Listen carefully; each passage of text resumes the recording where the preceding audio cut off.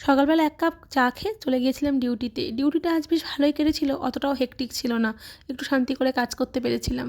আর তারপর দুপুরের লাঞ্চটা করে নিয়েছিলাম অফিসেই। আজকের লাঞ্চে ছিল একটা অমলেট আর তার সাথে মামুনির হাতে বানানো ঘরোয়া স্টাইলে এরকম ফ্রাইড রাইস।